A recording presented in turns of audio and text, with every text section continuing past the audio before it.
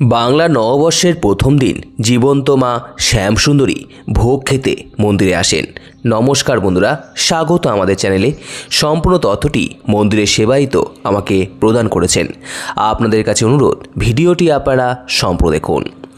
বাংলা বছরের প্রথম দিন অর্থাৎ পয়লা বৈশাখ আগামী বুধবার মা শ্যামসুন্দরীর দর্শন করে দিনটি এবং বছরটি শুরু করুন।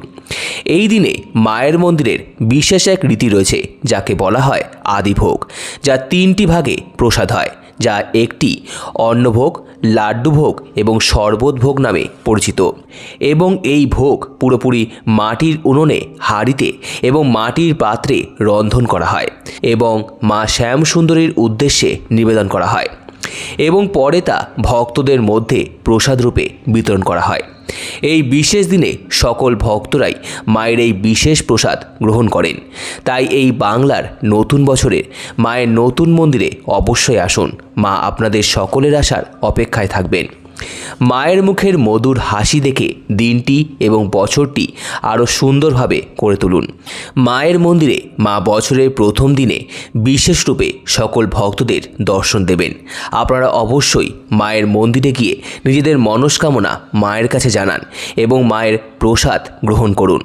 এই বিশেষ দিন থেকে মা শ্যামসুন্দরীকে তাল পাতার বাতাস করা হয়। তাই এই বিশেষ দিনে মা নিজে ও তার সকল সন্তানদের শীতল করেন। নববর্ষের প্রথম দিন মায়ের মন্দিরে সকল ভক্তদের জন্য বিশেষ প্রসাদের ব্যবস্থা করা হবে। আপনারা অবশ্যই মায়ের কাছে পুজো নিবেদন করার পর মায়ের ভোগ প্রসাদ গ্রহণ করুন। নববর্ষের পরের দিন অর্থাৎ ২রা বৈশাখ বৃহস্পতিবার মায়ের মন্দিরে বৈশাখী অমাবস্যা পালিত হবে। এই বিশেষ দিনে মায়ের মন্দিরে সন্ধ্যে ৭টা নাগাদ অন্ধকারে মায়ের সন্ধ্যারতি অনুষ্ঠিত হবে। এই বিশেষ দিনে মাকে দর্শন করাও অত্যন্ত শুভ বলেই মনে করা হয়। নতুন বছরের প্রথম অমাবস্যায় মায়ের জীবন্ত রূপ দর্শন করতে অবশ্যই আগামী বৃহস্পতিবার মায়ের মন্দিরে আসুন।